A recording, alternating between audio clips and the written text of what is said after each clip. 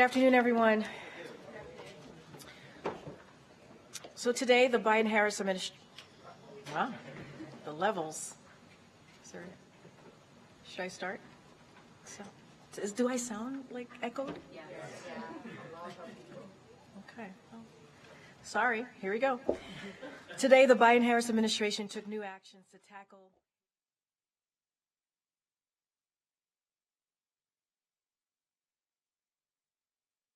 have charged extreme overdraft fees, sometimes $30 or more, that often hit the most vulnerable Americans the hardest. Today's proposal by Consumer Financial Protection Bureau would cut the average overdraft fee by more than half, saving the millions of families that pay these fees an average of $150 a year. That would add up to save Americans $3.5 billion a year. Unfortunately, some Republicans in Congress continue to defend the rights of big banks to exploit their customers. President Biden believes it's wrong that some companies rip off Americans simply because they can, and his administration won't let them. As we work to lower costs and build the economy from the middle out and the bottom up, we got more evidence today that Americans are feeling the strength of the economy. Retail sales beat expectation last month, capping a record. Americans were able to buy gifts for their loved ones that were more affordable and arrived on time. Work to fix and strengthen supply chains. And today, a new poll from Axios showed Americans have a surprising degree of satisfaction with their economic situation. The poll showed Americans are optimistic about their finances. 62% say their finances are currently good, and 85% believe they will get better this year. That's not an accident. That's Bidenomics at work. The volumes are incredibly weird right now. Did we get that fixed? Okay, I think so. All right. And now, as you all know, today we're joined by my colleague, Admiral John Kirby, who's here to discuss the United States' continued response to the ongoing and escalating attacks by the Houthis in the Red Sea. With that, I think it's all fixed for you now, Admiral. So that was very weird. It was like a gremlin was attacking. Afternoon, everybody. Look, as you all saw, the United States today designated the Houthis as a specially designated global terrorist group. We took this action because of their continued reckless and indiscriminate attacks on ships transiting the Red Sea and the Gulf of Aden. These attacks are a clear example of terrorism, violation of international law, and a major threat to innocent lives and to global commerce. Now, just a couple of points. First, today's designation targets the Houthis, not the Yemeni people. The United States remains the world's leading donor of humanitarian assistance for Yemen. We recognize that more than 15 million people in Yemen are still in desperate need of food, water, medicine. And we are taking a range of steps to ensure that these sanctions preserve the ability of aid organizations to be able to deliver all those much-needed supplies. Second, this designation takes effect 30 days from now. And the reason for that is it'll give us time to work closely with those aid organizations to make sure that they understand all the ramifications of this designation, answer all their questions, and be able to provide enough context for them to have a measure of assurance as they continue to provide that humanitarian assistance. Now, look, if the Houthis cease the attacks, we can certainly reconsider this designation. If they don't, as the President said, we will not hesitate to take further actions to protect our people and the free flow of international commerce. Matt? Thanks. John, can you talk a little bit about why the President decided not to redesignate the Houthis as a foreign terrorist organization, which obviously would have restricted some of that aid? Is it purely because of that humanitarian assistance piece? Yeah, you sort of answered the question. This particular designation actually gives us more flexibility, but it also gives aid organizations a higher level of comfort that they'll be able to provide this assistance without running afoul of sanctions. We've already, in designating them, already issued a number of licenses. A license, as you know, is basically like a waiver. It's a carve-out when you have a sanctions regime that allows for certain goods to continue to flow despite the sanction regime. And so, yes, that's the big reason here.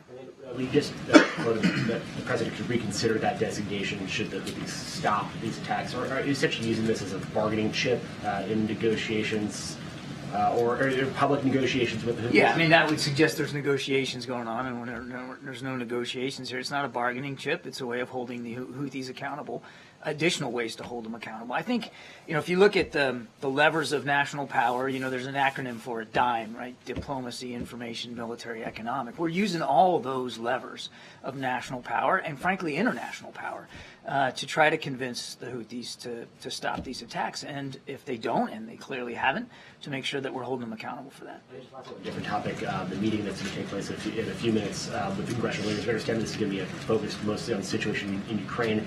Is there a version you can provide publicly? What are lawmakers going to hear from the national security staff that you have not already telegraphed publicly about what's happening on the ground? Well, again, I don't want to get ahead of the discussion, and I suspect that in that discussion there could be some classified content that they'll discuss. But in the main, this will be an opportunity for the president and for the national security team to make sure that members of Congress fully understand the desperate, urgent need for weapons and capabilities for Ukraine to continue to flow. As you know, the last security assistance package was December 27th. There hasn't been one since. There won't be one unless or until we can get some funding. And it's not as if the war stopped just because our aid stopped. The Ukrainians continue to get attacked. They're moving into some defensive positions along that line, in the east in particular, and they continue to come under artillery shell, air attacks, ballistic and cruise missile, as well as drone attacks from the Russians. And they are expending what they have.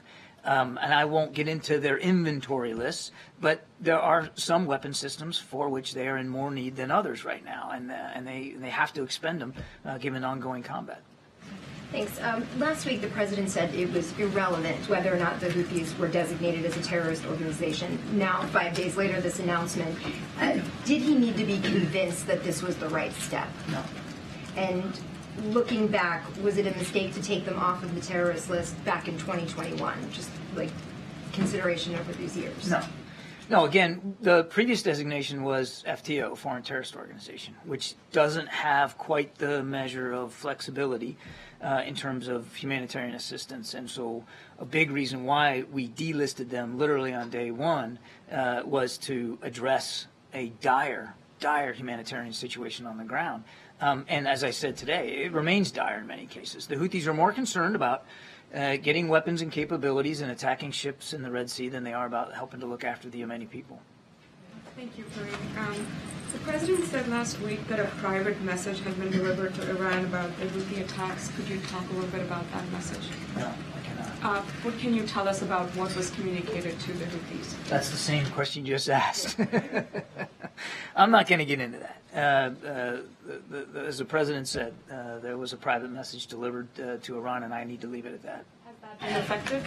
I'm just going to leave it right there. A message was delivered, and of course, publicly, we have made clear our concerns about what the Houthis are doing. We've made clear the support that we know they're getting from Iran. And we're going to continue to take actions. I would remind, it doesn't get mentioned a lot in the context of the Red Sea attacks, but this administration alone has issued some 500 sanctions, or 500 entities have been sanctioned under this administration in just the last 3 years. Iranian entities. And a quick question on Iran's foreign minister, who spoke at Davos earlier today. He said the security of the Red Sea is tied to the developments in Gaza, and everyone will suffer if Israel's crimes in Gaza do not stop. He basically warned that all fronts will remain active until then. Do you have a response to that? Well, I mean, let's just take it at just in a couple of pieces there. If you look at the 32 some odd attacks that the Houthis have conducted now, for the ones that were targeted at ships that were identifiable, because sometimes they launch a barrage and there's multiple ships and you're not really sure what ship's being targeted. But let's just take a look at the majority of the 32 where you can identify the ship that's being targeted. Not a single one was destined for Israel. They were all destined for other ports with other bits of commerce. So the whole argument that this is about the war in Gaza, I mean, they're just driving a stake through a straw man. There's nothing there. And as for the quote-unquote resistance continuing, I've said it many times, happy to repeat it, we have national security interests in the region, significant interests, and we have moved additional military resources at the President's order into the region to make sure we can protect those interests. And we mean what we say. And if you doubt it, take a look at what happened just a few nights ago. In his statement on the Houthis designation, Jake Sullivan said that there would be an immediate reevaluation of the designation were they to stop the attacks. Can you just help us understand why that reevaluation would happen immediately? You know, would that sort of risk the potential of them starting up the attacks again if that designation were to be taken away pretty quickly? The thing about sanctions designations, that they are a pliable form of economic pressure. You can scale them up, you can scale them down, you can lay them on, you can take them off in a fairly simple way. So Jake's right. As I said in my opening statement, if they choose to stop these attacks, then we certainly have the option at our disposal to remove this designation that we just issued. Okay. Thank you so much. I wanted to give you a chance to respond to Speaker Johnson, who said earlier today about the meeting on Ukraine. He said, before we even talk about Ukraine, I'm going to tell the president what I'm telling you, which is border, border, border. Do you think that's a legitimate position to say that even before you can have conversations about Ukraine, you have to settle the situation with the border? Today's meeting is about Ukraine. That's what we're going to focus on in this discussion. And as the Speaker knows quite well, we continue to negotiate in good faith in a bipartisan way with the Senate, with Republicans and Democrats up there on Capitol Hill, about the national security supplemental and about, which obviously includes money for border security. The Speaker also said that he has been asking the administration for more details about the spending, what has already been spent in Ukraine, and also the end game in Ukraine. What kind of message can the president deliver to the Speaker? He says he hasn't gotten the answers that he's looking for in terms of how Ukraine should not become another situation like what He'll get an opportunity to ask all those questions today at the meeting, and I'm sure our national security team would be happy to help give him the context he says he's not getting. I would remind that since the beginning of the conflict in Ukraine in February of 22, we have provided multiple classified and unclassified briefings to members of Congress. And this whole idea of a blank check also is not true. Every single aid package that we provided Ukraine, we have done consultations with Congress. So there have been and will continue to be a lot of outreach from the administration with members of Congress about Ukraine. Right now, though, you can't have those consultations because there's no aid going to Ukraine because we don't have the funding. And that's what the meeting about today is really all about, stressing the urgent need for that additional funding. Ms. Karine, thank you, Kirby. So with regard to national security in Ukraine, has the threat level changed since the president last spoke from the Oval Office, spoke to congressional leaders about the urgency for this funding? No. I just wonder, Not at all. so what can he say that hasn't already been said to convince them to all get on board and take action? Well, again, without getting ahead of the president and the conversation that he hasn't had yet, one of the reasons our national security advisor, or deputy national security advisor, will be in this meeting is to bring members of Congress up to speed on what we're seeing right now on the battlefield and what the Ukrainian forces are facing now as winter is full upon them and the war hasn't stopped. And aid hasn't continued to flow from the United States. I mean, I think we're in a bit of a different situation now in that regard than we were when the president gave his speech. Not that the national security implications are not still valid. They are just as valid in terms of the threat that Putin poses to the quote-unquote world order and to European stability and security. But the situation now is different in terms of the stoppage now of assistance going to Ukraine. And then on the southern border, could the president use the Insurrection Act to federalize the Texas National Guard? I am not a legal expert on that. I'll have to take that question and get back to you. I know of no, just to make clear, no intention by the president to do that. John, understanding that the last provision of aid to Ukraine was December 27th, right now is Ukraine fighting with 100% of its capabilities? Do they have everything that at this moment they require without getting into their operational security and letting the Russians know what they have in their inventory, Peter, what I can tell you is that, as I said earlier, there are certain types of munitions, certain types of weapons that they are expending at greater rates than others. So we can't communicate that they've run out of anything because you don't want to give away any. I'm not going to give away their inventory list, but I'm not going to. I'm not going to pull any punches here. They are still going through artillery shells and HIMARS rockets and air defense capabilities at a pretty advanced clip, depending on what they're facing on the battlefield. And so their inventories are running lower without question. Shalonda Young said, and I think it was December 5th in her letter, she said that we are running out of money and out of time. Should this be measured by Americans understanding the urgency as an issue of days, weeks, or months? It would depend really on the kind of system we're talking about, Peter. I mean, there are some munitions that they have ample stores enough to get them into the next couple 2-3 months. There are others where they don't have that kind of time, and a lot of that depends on what Russia does and what they have to defend against. One of the key capabilities right now for them is air defense, because the drones and the missiles keep flying from the Russian side and they're not stopping. So air defense is definitely one of those critical capabilities. Just a quick follow-up on the conversation that started here yesterday. We've been asking about the Houthis now. Defense Secretary Lloyd Austin, fortunately, is now recovering. He's no longer in the hospital. He and the president last spoke one-on-one December 6th. The last it was publicly read out. They shared a conversation that took place on December 9th. There have been at least 3 separate strikes, the 11th, the 12th, and the 16th, against the Houthis in that time, a time during which the two haven't spoken. So our understanding is they haven't shared a call, at least dating back to the 9th, for more than a week. Is that normal that he wouldn't speak to the defense secretary with 3 separate operations in the course of that time? My dates are messed up, but I know the last time they spoke was last Friday. Was last Friday. Just this past Friday, whatever days ago that was. Okay, so more recent than we had publicly heard. Fine.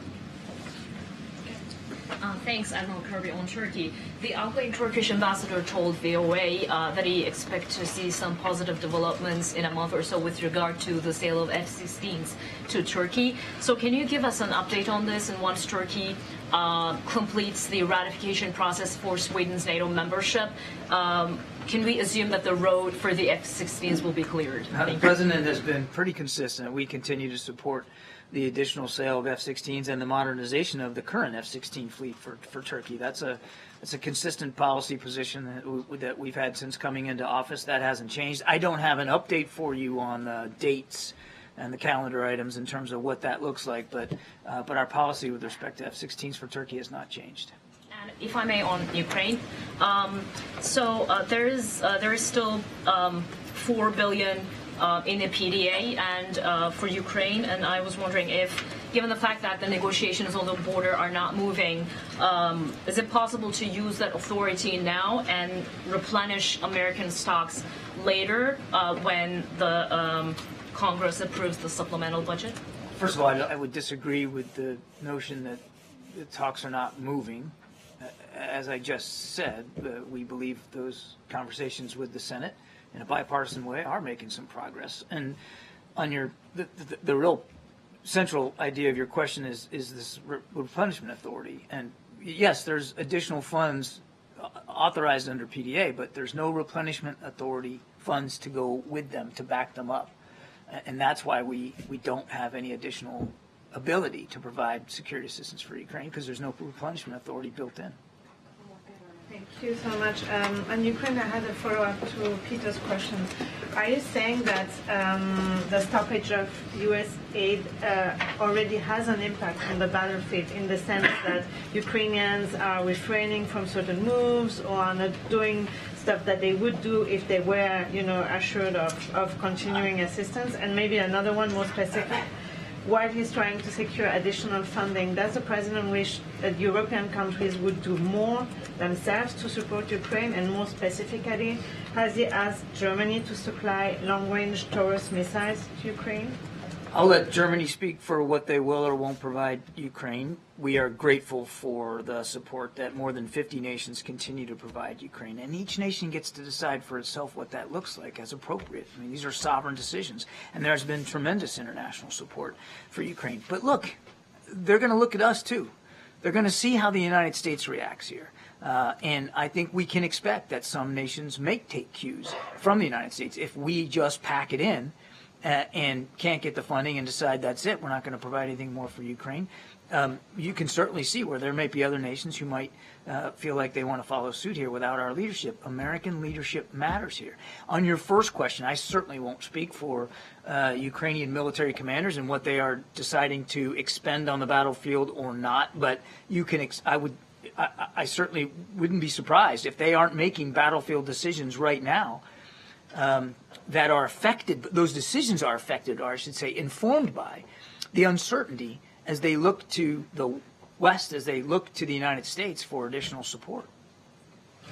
Thanks a lot, Karine. John, the air campaign by the U.S. has not had a noticeable impact in terms of deterrence with the Houthi rebels. What makes you think that this terror designation will change that in any way? It's part of, as I said, a suite of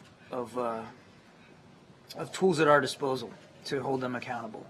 And I just want to remind that the attacks last week, the large attacks that we conducted, were designed to disrupt and degrade Houthi offensive capabilities, and we believe we did that. That doesn't mean that we eliminated every single missile they own or every drone they can fly or every radar system that they operate. But we believe it had good effect on degrading their capabilities to conduct attacks. And as I said at the end of my opening statement, we will take further action if we feel like we need to. They have a choice to make. They continue to have a choice to make. The right choice is to stop these attacks. If they don't, we'll continue to act appropriately. Do you happen to know if the EU is going to take similar action to designate the Houthi rebels a terrorist organization in the way the U.S. has? I do not. No coordination with them on this front? I'm not aware of any prior coordination with the EU specifically on this, and you'll have to talk to EU officials about whether they're willing to take a similar approach. Yeah, when was the last time President Biden spoke on the phone with Netanyahu? There has not been another call since the last one we read out. I don't have the exact date in front of me. It's been more than 20 days, I think. Thanks, John. Over the weekend, the NSC issued a statement in response to a HuffPost report on the administration's post-war plans in Gaza, stating that the quotes attributed to U.S. officials in the story were quote-unquote made up. HuffPost has been seeking an apology and a retraction at the insinuation that their reporter made up or fabricated quotes in this story. Can you tell us on what basis did the NSC issue that statement? Why is the NSC suggesting that a reporter made up quotes? The issue, as I understand it, Sabrina, was related to a document that was purported to exist that was in this article, and the quotes from the purported document were not accurate, and that was the issue. The issue was that whoever was reading out this document was reading things that there's not a record of a document that says those things. NSC said we stand by our original statement, which seemed to just generally imply that the quotes attributed to U.S. officials broadly in the story were made up. Obviously, as I said, HuffPost is seeking an apology and a retraction. Do you have any? This wasn't an attempt to question the journalism or to cast aspersions on journalistic ethics. This was a reaction to quotes attributed to a document that, for which we don't have a document that says those things, and that's why the response was drafted and written the way that it was. I have read it. I can see where some people might see that reaction and think we were trying to again cast aspersions on journalistic ethics and procedure, and that was not the intent. Okay. Thanks, Admiral. Appreciate that. Update on missing SEALs. All right, Zeke, you want to reset us? Thanks, Karine. The meeting this afternoon, can you talk about what the president hopes to accomplish? Is he trying to get a deal here, walking around this meeting today? So, as the Admiral said, this focus on the meeting today is going to be on Ukraine. and making sure that Congress, the congressional members who attend, understand that we need to continue the support for Ukraine. He's going to particularly underscore that if we abandon Ukraine, there will be consequences, right, to Ukraine, to the people of Ukraine, to the people who've been fighting for their democracy for so long. And let's not forget, they're fighting against the aggression from Putin. So we have to be really clear here. A failure to act will certainly means that it will not be helpful to our national security. So, and history has taught us that if we do not, get involved and stop a dictator, we see what could happen. It could actually put our national security at risk. So that's going to be the focus today. It's going to be on Ukraine and really laying out why it's important to continue that support that we've been providing them. But if it's the negotiations right now on immigration are taking place with the Senate. If the president has a speaker here, will he discuss immigration with the speaker? So, look, I'll say this. The president obviously is welcoming congressional members here. He's open to hearing whatever conversations that they want to have, right? And so it is important, to have these conversations, obviously, in a bipartisan way. So that may come up. I certainly don't want to get ahead of those conversations, but the purpose of this meeting is about Ukraine. That is the purpose of this meeting, and that's what the president wants to really lay out, and the urgency to continue to support Ukraine, and why that's needed now, and how that affects our own national security. So that is the purpose. But of course, members of Congress are going to come, and they're going to have things that they want to talk to with the president. We certainly welcome that. And why hasn't the president engaged in negotiations with the House? The White House has been on border security, on immigration. These negotiations take place in the Senate, but obviously the House has to say here, and they are not happy with what's happening on the Senate side of things. I mean, look, the House went home in mid-December, right? While the negotiations were occurring and happening in the Senate in a bipartisan way, obviously Republicans and Democrats, and here at the White House, we were having those conversations, trying to find a bipartisan agreement. We were having those conversations even through the holiday weekend. The holiday break, and they decided to go home. Literally, they decided to go home, and so those conversations are going to continue. This meeting does not stop those conversations from continue. We think it's headed in the right direction, so that's important as we're talking about the border security and what we can do to make sure that we're dealing with that issue. And so we appreciate Republicans and Democrats in the Senate operating with us in good faith, and we think it's headed in the right direction. And finally, do you think that that criticizing the House for going home improves your odds of getting whatever deal, should there be a deal in the Senate through the House? I'm just curious what the strategy is here. Here's the thing, and I appreciate the question, and I get the question, but Republicans in the House have been they've gotten in the way. They have gotten in the way when it comes to border security. They have gotten in the way and actually voted on pieces of legislation to take away some of the law enforcement, the CBP, right, at the border. That's what they voted on back in May. So we want to work with them, but they've been very clear where they stand. So, look, we're going to have, the president is looking forward to having a conversation with members of Congress, obviously, here with his own national security team, with other members of his team here. They're going to talk at 3:15, and he wants to really lay out the importance of Ukraine.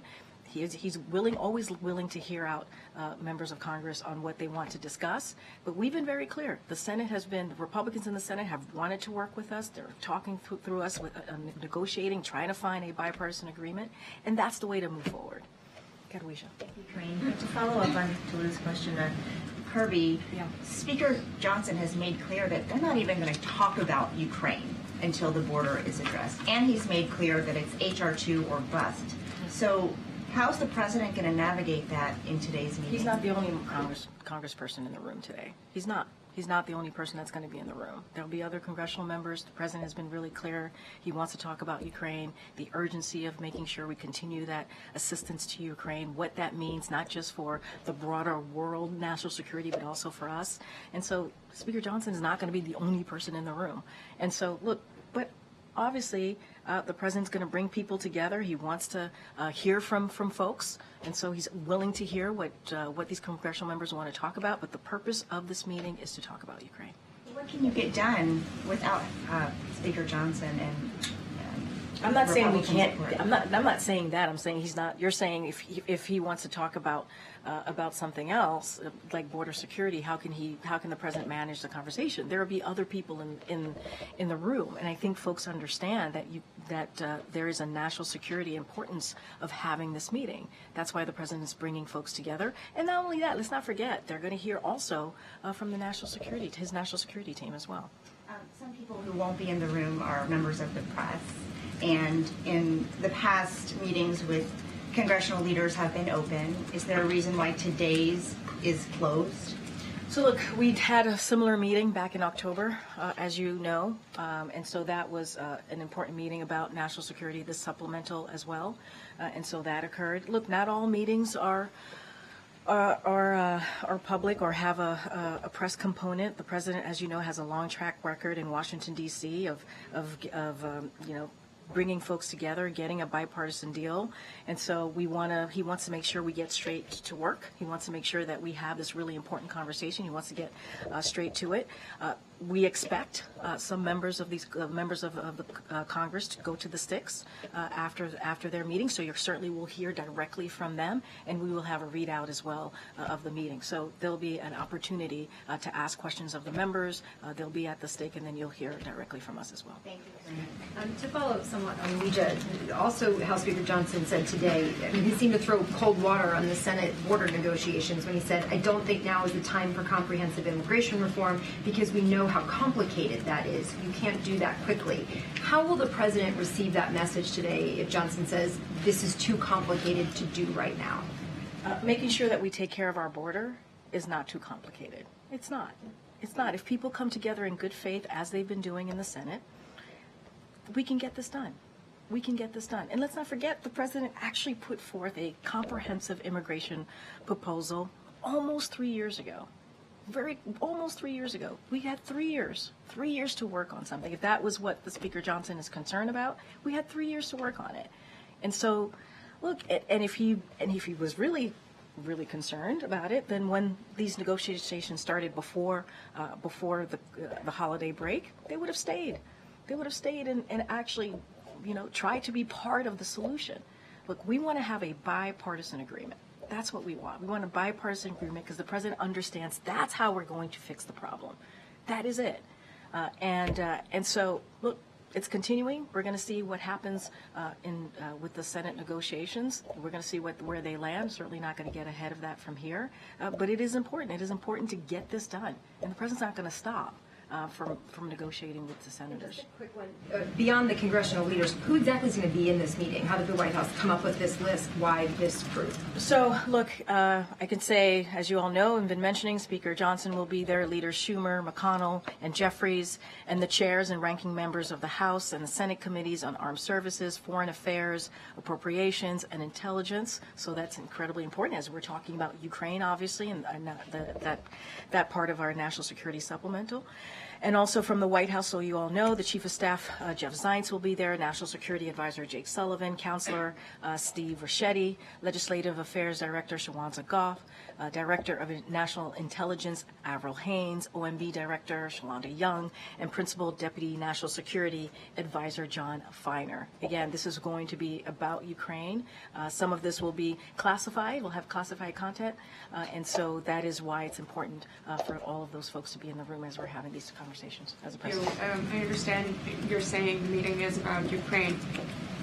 If and when the issue of border security comes up, which we know it will, and is expected to, what specific concessions is the president willing to make on the issue of border security? So look, I'm not going to negotiate from here. I'm not. There's been negotiations happening as it relates to the border security in the Senate for some months now between Republicans and Democrats. We're going to let that process continue. We're going to let that doesn't stop. Those negotiations, those conversations is not going to stop because the president is meeting with congressional members today. Again, our focus today, the president's focus today is going to be about Ukraine and the importance of continuing to support Ukraine as they fight against tyranny, as they fight against President Putin's aggression. That's going to be the focus.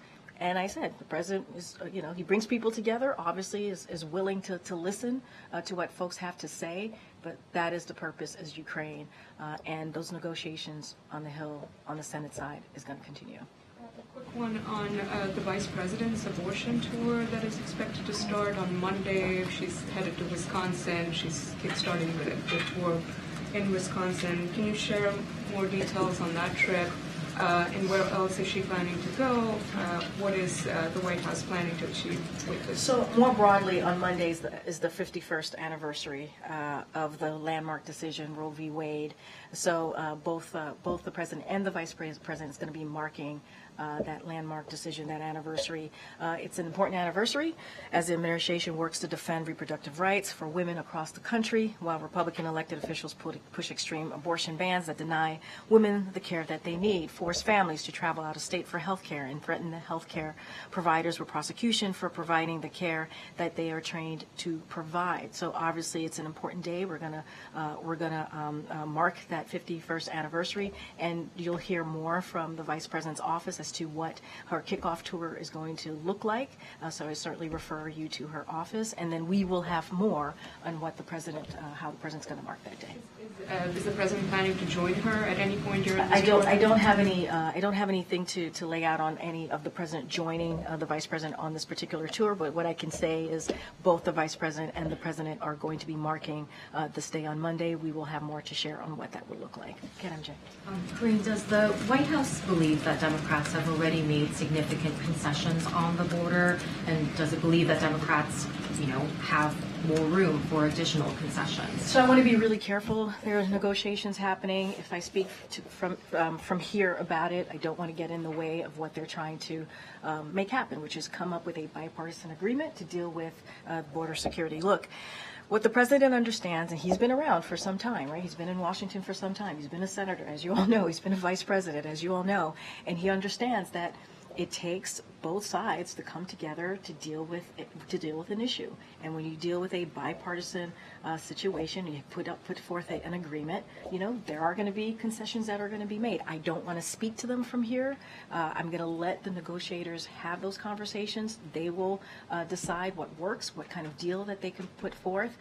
But obviously, a bipartisan agreement, that means both sides have to give up a little something. That's how bipartisan agreements work, obviously.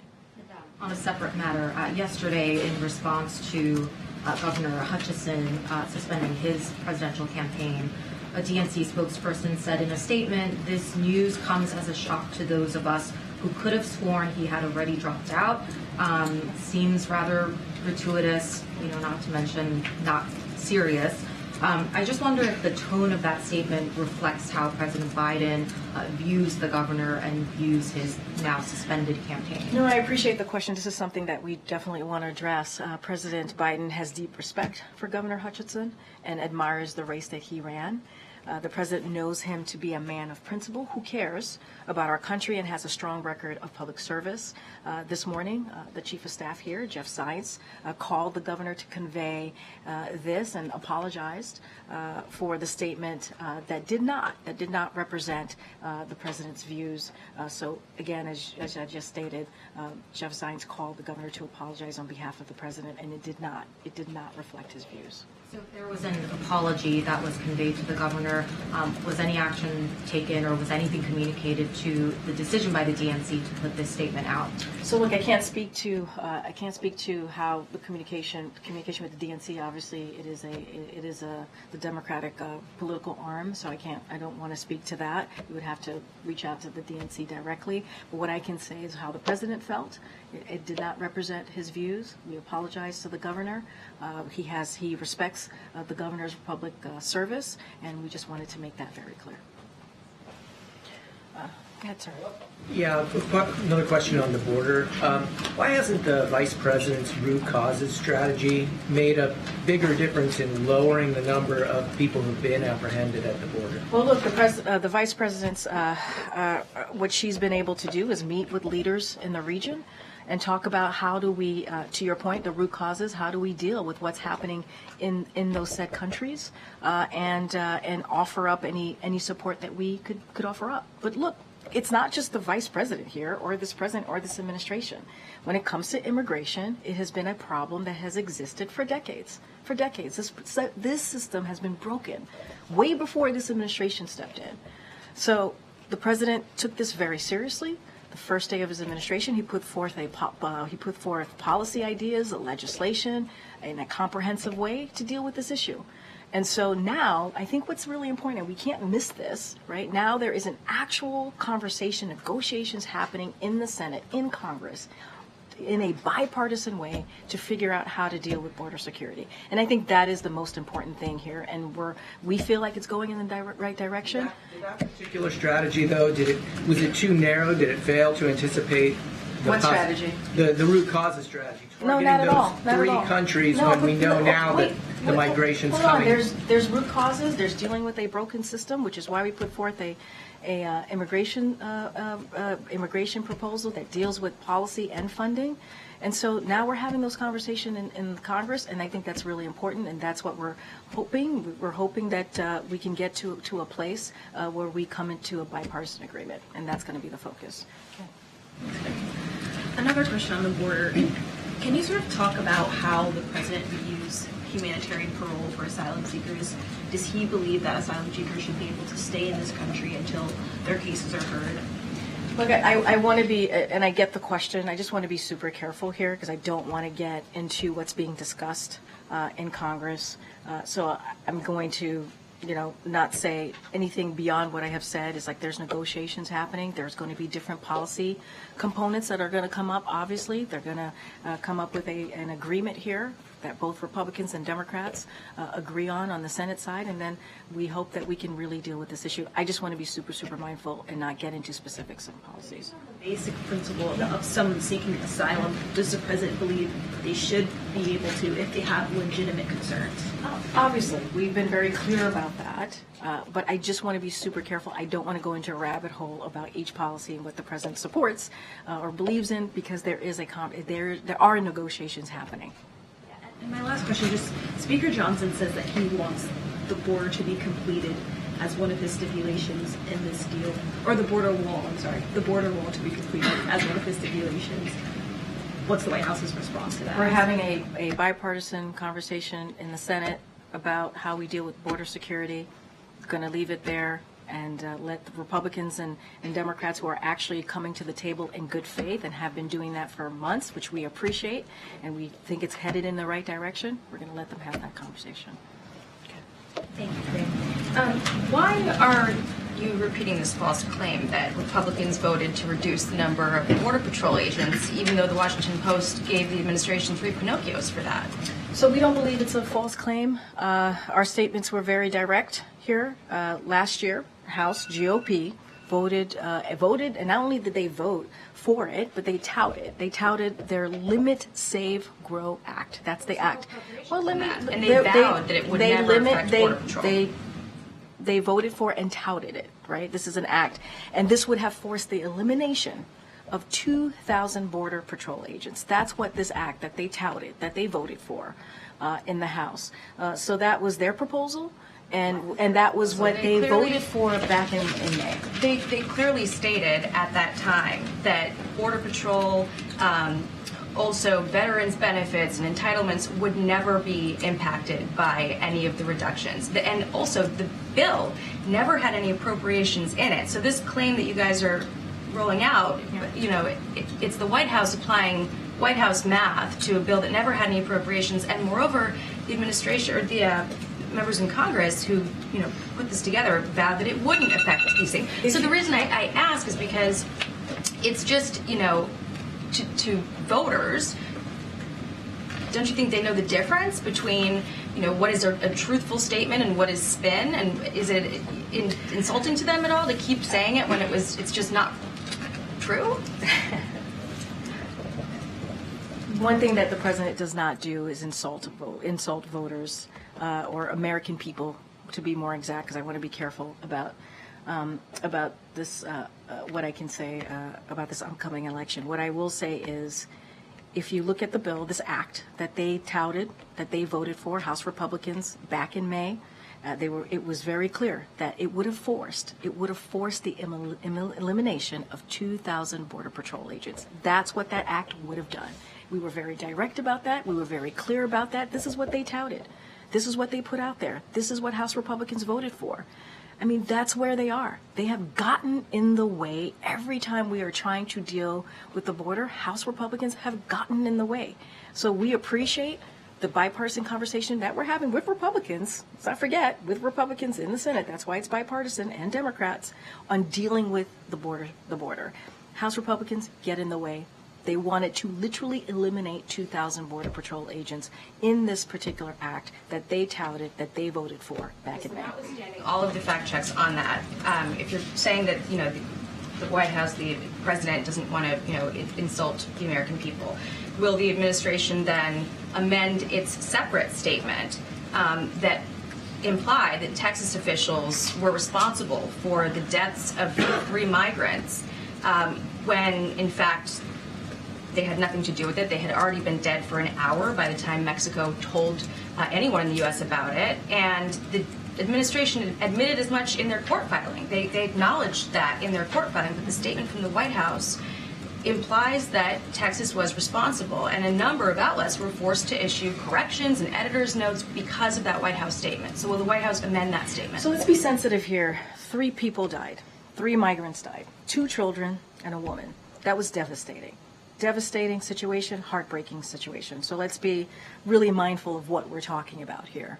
I want to take a step back and just as you're talking about our statement, look, as I mentioned, a woman and 2 children died. They drowned near Eagle Pass, which is, as I said, devastating, and that Texas officials blocked Border Patrol from accessing the area. That's what was happening at that time. Our statement is consistent with DOJ's filing. As the DOJ filing said, there was an ongoing emergency situation that Border Patrol was blocked from accessing. There were other migrants in the water as well. But I'm just saying there was an ongoing. The White House statement the White House statement says that Texas officials blocked U.S. Border Patrol from attempting to provide emergency assistance. There were other migrants in the water. Then why wasn't that included in the statement? There were other migrants in the water. That's what you were referring to. Our statement is very much consistent with DOJ filing. Anything else specific you want to know about that, I would certainly refer you to DOJ. Okay, 3 college students, Palestinian college students, were shot in Vermont in November. I know you're aware of that. Yeah. Nearly 2 months have passed since that time. They're speaking out publicly now for the first time. Has President Biden or this White House spoken to those individuals or their families in the period since? First of all, obviously we offered up our sympathies, and obviously we're devastated to hear about this, and it's glad to hear that they are recovering. We don't have any readouts to give you on any conversation that we've had with these 3 students. The president, obviously, and other members of the White House have spoken with regularity with those who have been held hostage in Gaza, recognizing the circumstances are very different. Nonetheless, the White House does reach out to individuals of all sorts of communities, certainly marginalized communities and circumstances not too dissimilar from this. So why wouldn't the White House reach out to these individuals? It's a very good question. I just don't have, it could have happened. I just don't have a readout to share with you at this time. Without a readout, could you just confirm to the press corps at some point if it did happen so we can be accurate, and if it didn't, just let us know? Absolutely. Happy to let you know, but it's hard for me to say, to confirm or not, if they We'll wait for your confirmation either Absolutely. way. Thanks, Thank Peter. you. Appreciate that. Okay. I think I have one more that I can go to. Go ahead, Owen. I haven't called on you in a while. Way in the back. Karine, good afternoon. Good afternoon. By any chance, is the White House following the trial in Hong Kong of pro-democracy advocate Jimmy Lai? So the U.S. strongly condemns the prosecution of pro-democracy advocate and media owner Jimmy Lai in Hong Kong under the PRC-imposed national security law. The U.S. renews our call for the immediate and unconditional release of Jimmy Lai, who has been in prison under Hong Kong's national security law. The United States will continue to closely monitor developments with this and other prosecutions under the national security law. Convicted, and many call this a sham trial, and that his conviction is virtually guaranteed from the outset, and still got weeks to go this trial. But if he's convicted, I know you don't have a crystal ball, but what will the president do in that likelihood? I don't want to get into hypotheticals from here. We just condemned. I just very forcefully, strongly condemned the prosecution of Jimmy Lau, and so we're going to continue to do that. And obviously, we're going to monitor the situation closely. I just don't want to get it ahead in getting into hypotheticals or how this is going to turn out. But obviously, we strongly condemn. Thanks. I want to ask you about ships being redirected around the Red Sea. Freightos tracked shipping costs and found that the ships going to Europe, the weekly cost for containers going to Europe are up 386% from last October. Costs going to North America are up 99%. So when does the White House feel like this could start putting pressure on prices and pass it on to the consumer? So look, obviously our national security team here and our economic teams are closely monitoring the evolving situation in the Red Sea. It's something that we're keeping close eye on. But what we've seen so far is that the impact of the ongoing conflict has had limited impact on the U.S. supply chains and energy prices. Diversions of vessels from the Suez Canal and to the Cape of Good Hope has not had major impact on availability of products in the U.S. or capacity at the West Coast ports. Again, our teams are going to closely monitor this. This is our national security team and also economic team. We're going to monitor this, but we haven't seen an impact at this time. One last Friday, the president was at a coffee shop in Pennsylvania, and he seemed to be surprised that the smoothie was $6 and how expensive it was. I'm curious, so is the president now realizing the costs that Americans are bearing? So look, when he went over to you all to the press corps, he was having a good time, right? Offered up to as you know, offered up to buy them coffee. There was a big group there, and he made sure everyone got coffee and pastries. So I just want to make that really clear. His comment was $6, and I'll do it anyway. I hear you, and that, let's not forget what the trip was about. The trip was about small businesses, right? There have been 16 million small businesses that have started, that have filled out for applications. That's a big deal. That is really important. What that means is that they have the confidence, small businesses, folks who are starting them, have the confidence in the economy to start a business. And that is, I think that's also really important, too. And the president was able to do this, or we've seen Americans able to start, file for applications to start small businesses because of the American Rescue Plan. By the way, no Republican voted for that. And so it's gotten the economy back on its feet, and also given the confidence for small business owners to start, all right, for people to start a small business. 16 million applications that we have seen. And so I think that's important. And look, you know, Republicans don't want to do that, right? They're not interested in that at all. They're not interested in fighting Big Pharma. They're not interested in making sure that we're lowering health care costs for the Americans. They're not interested in that. That's why they didn't vote for the Inflation Reduction Act. That's why they didn't vote for the American Rescue Plan.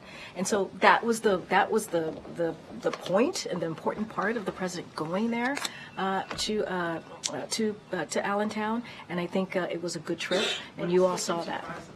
So expensive. He was joking around. He was certainly joking around with the press corps. You know that he offered to buy coffee. That's what he did, and pastries. But I think the most important thing about that trip is that he was able to visit a small business. He was able to talk about how this administration, because of Bidenomics, because of the economic policies that we put forward, that we are seeing now a historic number of small business applications. And I think that's important. They have the confidence now. They have the confidence now to start their small business. Thanks, everybody. We'll see you out on the road in North Carolina tomorrow. Thanks, everybody. Thank you.